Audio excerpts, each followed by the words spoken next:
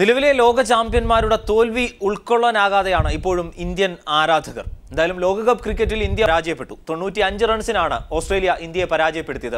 Steven Smith ആണ് man of the match. ഫൈനലിൽ Australia ന്യൂസിലൻഡിനെ നേരിടും. ഒടുവിൽ പ്രതീക്ഷയുടെ ക്രീസിൽ നിന്ന് തലതാഴ്ത്തി ടീം ഇന്ത്യ മടങ്ങി.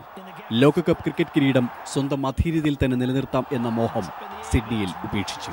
ഓസീസ് ഉയർത്തിയ 329 റൺസ് വിജയലക്ഷ്യം പിന്തുടർന്ന് 46.5 ഓവറിൽ 233 റൺസിനായിരുന്നു ടീം ഇന്ത്യ കാലിടറി വീണത്. 76 റൺസ് കൂട്ടുകെട്ടുമായി ഓപ്പണർമാരായ ശിഖർ ധവാനും രോഹിത് ശർമ്മയും കങ്കാരുപടയുടെ പേസിനെ ചെറുത്തുനിന്ന് പ്രതീക്ഷ നൽകിയെങ്കിലും പിന്നീട് വന്നവർക്ക് പ്രതീക്ഷയുടെ ഭാരം ചുമലിലേറ്റാനായില്ല. 44 റൺസുമായി അജിൻക്യ രഹാനെയും 65 റൺസുമായി ക്യാപ്റ്റൻ ധോണിയുമാണ് അല്പമെങ്കിലും പിടിച്ചിരുന്നത്. സ്റ്റീവ് സ്മിത്തിന്റെ മനോഹരമായ സെഞ്ചുറിയും ആരോൺ ഫിഞ്ചിന്റെ 81 റൺസുമാണ് ഓസീസിന്റെ കൂറ്റൻ ഇന്നിംഗ്സിന് അടിത്തറയായത്. 11 ഫോറും 2 സിക്സറുമടക്കം 93 പന്തിൽ നിന്നായിരുന്നു സ്മിത്തിന്റെ 105 റൺസ്. ടൂർണമെന്റിലുടനീളം നല്ല രീതിയിൽ പന്തെറിഞ്ഞ ഇന്ത്യൻ ബൗളർമാർ റൺസ് വഴങ്ങിയതും മധ്യനിര പ്രതീക്ഷയ്ക്കൊത്ത് ഉയരാത്തതുമായിരുന്നു ടീം ഇന്ത്യക്ക് തിരിച്ചടിയായത്. ഇത് 3ാം തവണയാണ് ഇന്ത്യ സെമിയിൽ പുറത്താകുന്നത്. 7ാം തവണയാണ് ഓസീസിന്റെ ഫൈനൽ പ്രവേശനം. ഞായറാഴ്ച മെൽബണിൽ നടക്കുന്ന കലാശ പോരാട്ടത്തിൽ ന്യൂസിലൻഡാണ് ഓസ്ട്രേലിയയുടെ എതിരാളി. Sports desk. വിമർശനങ്ങൾക്ക് പാത്രമാകാറുണ്ട്. എന്തായാലും ഇത്തരത്തിലുള്ള തോൽവികൾ ഏറ്റുവാങ്ങുന്ന ഏത് ടീമും, ഇന്ത്യൻ ടീമും അതിൽ നിന്ന് മുക്തമല്ല. നവമാധ്യമങ്ങൾ എങ്ങനെയാണ് ഈ തോൽവിയെ ഉൾക്കൊണ്ടത്, കൈകാര്യം ചെയ്തത് എന്ന് കൂടി കാണാം. വലിയ തരത്തിലുള്ള വിമർശനങ്ങളാണ് നായകൻ ധോണി ഏറ്റുവാങ്ങുന്നത്, ഇനി ഏറ്റുവാങ്ങിക്കൊണ്ടിരിക്കുന്നത്. അദ്ദേഹം വിരമിക്കില്ല എന്നെന്തായാലും പറഞ്ഞിട്ടുണ്ട്. 2020 വേൾഡ് കപ്പ്, കുറഞ്ഞ പക്ഷം അടുത്ത ലോകകപ്പ് ഫൈനൽ, അടുത്ത ലോകകപ്പ് വരെയെങ്കിലും താൻ ഉണ്ടാകുമെന്നടക്കമുള്ള സൂചനകളും ഏറ്റവും ഒടുവിലായി പോലും അദ്ദേഹം നൽകിയിട്ടുണ്ട്. ഇന്ത്യയുടെ വലിയ തോൽവിയെ ഇപ്പോഴും മാനസികമായി അംഗീകരിക്കാനാവാതെ തന്നെയാണ് ഒരു കൂട്ടം പ്രേക്ഷകർ ഉള്ളത് എന്നതും ശ്രദ്ധേയമാണ്. ഇപ്പോൾ മത്സരത്തിൻ്റെ മറ്റ് വിവരങ്ങൾ, എന്താണ് ടീം ഇന്ത്യക്ക് സംഭവിച്ചത് എന്നതടക്കമുള്ള കാര്യങ്ങളെക്കുറിച്ച് ചർച്ച ചെയ്യാൻ, വിശകലനം ചെയ്യാൻ രംഗനാഥൻ, ഒപ്പം ഈ സുദേശ് അടക്കമുള്ളവർ ന്യൂസ് റൂമിലും നമ്മുടെ കൊച്ചി സ്റ്റുഡിയോയിലുമായി ഒക്കെ എന്തായാലും നമുക്കൊപ്പം ചേരുന്നുണ്ട്. രംഗനാഥൻ, എനിക്ക് ഓർമ്മയുണ്ട്, കഴിഞ്ഞ ലോകകപ്പിന് ഇതേ സമയത്ത് അമിത ആഹ്ലാദവാനായി ന്യൂസ് റൂമിലിരിക്കുന്ന രംഗനാഥനെയാണ് എനിക്ക് ഇപ്പോൾ ഓർമ്മ വരുന്നത്. കാരണം 2ാം തവണ ലോക കിരീടത്തിൻ്റെ നെറുകയിലെത്തിയ ആ സമയത്ത് താങ്കൾ സ്വാഭാവികമായും ന്യൂസ് റൂമിൽ ഇരുന്നു കൊണ്ട് പോലും വീട്ടിലേക്കും ഒക്കെ ഫോൺ ചെയ്തറിയിക്കുന്ന ഒരു കാഴ്ച എനിക്കിപ്പോഴും ഓർമ്മയുണ്ട്. പക്ഷേ സാഹചര്യം അതല്ല നിലവിൽ മാറിയിരിക്കുന്നു. എങ്ങനെയാണ് ഇന്നത്തെ മത്സരത്തെ കാണാനാവുക? എപ്പോഴും വിജയിച്ചുകൊണ്ടിരിക്കുന്ന ഒരു ടീം ഒരു പരാജയത്തിലോട്ട് പോയപ്പോൾ ആദ്യമായിട്ട് തോന്നിയത്, തുടർച്ചയായിട്ട് ഇന്ത്യ വിജയിച്ചപ്പോൾ ഏറെ ഒരു ആത്മവിശ്വാസം വന്നു എല്ലാവർക്കും. പ്രത്യേകിച്ച് വേൾഡ് കപ്പ് തുടങ്ങിയപ്പോൾ അത്ര ഒരു ആത്മവിശ്വാസം ഇന്ത്യൻ ടീമിനെ കുറിച്ച് ഉണ്ടായിരുന്നില്ല.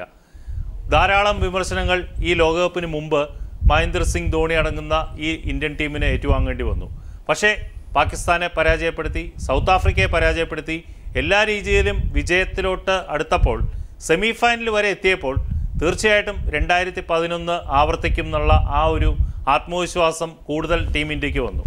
അതുതന്നെയാണ് ഏറ്റവും വലിയൊരു തെറ്റായിട്ട് പോയതെന്ന് തോന്നുന്നു. കാര്യം ഇന്നത്തെ ഒരു മത്സരത്തിൻ്റെ ഒരു പ്രത്യേകത, ഏറ്റവും ശക്തരായിട്ടുള്ള ഒരു ഓസ്ട്രേലിയൻ ടീം, ഒരു പ്രൊഫഷണലിസം, അത് ഒത്തിണങ്ങിയ ഒരു ടീമിൻ്റെ ഒരു പ്രകടനം, അവിടെയാണ് നമുക്ക് ഒരു കുറവ് തോന്നിയത്. ഒരുപക്ഷെ ഇന്ത്യയുടെ ബാറ്റിങ്ങും ബോളിങ്ങും ഫീൽഡിങ്ങും ഇന്നത്തെ ദിവസം ഇന്ത്യക്ക് ഒരിക്കലും അനുയോജിക്കുന്നതായിരുന്നില്ല. മറ്റുള്ള മത്സരങ്ങൾ നോക്കുകയാണെങ്കിൽ എല്ലാ ടീമിനെയും ഓൾ ഔട്ടാക്കിയ ബൗളേഴ്സാണ് ഇന്ത്യയുടേത്. പക്ഷേ ഇന്ന് ഓസ്ട്രേലിയൻ ടീമിനെ ഓൾ ഔട്ടാക്കാൻ സാധിക്കുന്നില്ല. ധാരാളം റൺസ് വിട്ടുകൊടുക്കുന്ന ഒരു ബോളിംഗ് ശൈലി കാണാൻ സാധിച്ചു. എന്തുകൊണ്ടെന്നാൽ ഓസ്ട്രേലിയയിൽ അതിനു മുമ്പ് നടന്ന ഓസ്ട്രേലിയക്കെതിരായ ടെസ്റ്റ് പരമ്പരയിലും ഒപ്പം തന്നെ ത്രിരാഷ്ട്ര ഏകദിനത്തിലും ടീമിൻ്റെ പ്രകടനം അതിദയനീയമായിരുന്നു. ഒരു മത്സരത്തിൽ പോലും ജയിക്കാൻ പറ്റാത്ത അവസ്ഥയുണ്ടായിരുന്നു. അത്തരം ഒരു ടീം ലോകകപ്പിന് പോകുമ്പോൾ വലിയ പ്രതീക്ഷയില്ലായിരുന്നു. സെലക്ഷനെക്കുറിച്ച് വ്യാപകമായ പരാതികളുണ്ടായിരുന്നു. വീരേന്ദർ സെവാഗിനെയും യുവരാജ് സിംഗിനെയും പോലുള്ളവരെ ഒഴിവാക്കിയതിനെക്കുറിച്ച് പരാതികളുണ്ടായിരുന്നു. എന്നാൽ ഈ ടീം ലോകകപ്പ് തുടങ്ങിയപ്പോൾ മുതൽ ദക്ഷിണാഫ്രിക്കയ്ക്കും പാകിസ്ഥാനുമെതിരായ മത്സരങ്ങൾ ജയിച്ചതോടുകൂടി ടീം ട്രാക്കിലാവുകയും ഒരു പുതിയ ഇന്ത്യൻ ടീമായി നമ്മുടെ ബൗളിംഗ്, നമ്മൾ ഒട്ടും പ്രതീക്ഷിക്കാതിരുന്ന ബൗളിങ്ങിൽ നമുക്ക് വലിയ മുന്നേറ്റം സാധിക്കുകയും അല്ലെങ്കിൽ പേസ് ബൗളർമാർ മികച്ച പ്രകടനം കാഴ്ചവെക്കുകയും ചെയ്തതോടുകൂടി ടീമിനുള്ള പ്രതീക്ഷ വല്ലാതെ വളരുകയും ടീം സെമി ഫൈനലിലെത്തിയോടുകൂടി ഒരു തോൽവി പോലും ഇല്ലാതെ സെമി ഫൈനലിലെത്തുന്നു. എന്നാൽ ഓസ്ട്രേലിയക്കെതിരെ തോറ്റത്, അത് അത്ഭുതമെന്ന് പറയാൻ സാധിക്കില്ല. ഓസ്ട്രേലിയക്കെതിരെ സ്വാഭാവികമായും ഇന്നത്തെ ഒരു സാഹചര്യത്തിൽ അവരുടെ ഹോം ഗ്രൗണ്ടാണ്, അവിടെ കളിക്കുമ്പോൾ ഒരു തോൽവി എന്നത് നമ്മൾ പ്രതീക്ഷിക്കാത്തതല്ല. എങ്കിൽ പോലും തോറ്റ രീതി അതാണ് അതിദയനീയമായി പോയത്. ഈ ടീമിൻ്റെ എല്ലാ കുറവുകളും ഇപ്പോൾ വിമർശനം ഇത്രത്തോളം ഉയരാൻ കാരണം ആ കുറവുകളാണ്. എന്തുകൊണ്ടെന്നാൽ ഓസ്ട്രേലിയയെ പോലെ ശക്തരായ എതിരാളികൾ അല്ലെങ്കിൽ ഒരു എതിരാളി നല്ല ശക്തിയോടെ നല്ല രീതിയിൽ കളിച്ചപ്പോൾ ഇന്ത്യൻ ടീം പതറിപ്പോയി എന്നുള്ളത് യാഥാർത്ഥ്യമാണ്. ഇപ്പോൾ പറഞ്ഞു നല്ലൊരു തുടക്കം കിട്ടി.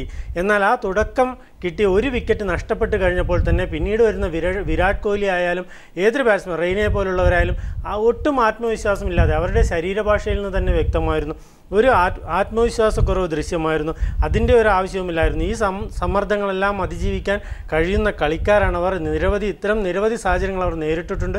പക്ഷേ ഈ ഒരു നിർണായക ഘട്ടത്തിൽ ഏറ്റവും വലിയ കഴിവ് നമ്മുടെ ടീമിൻ്റെ ഏറ്റവും വലിയ ശക്തിയായി പറഞ്ഞിരുന്ന ബാറ്റിംഗ് ആണ്.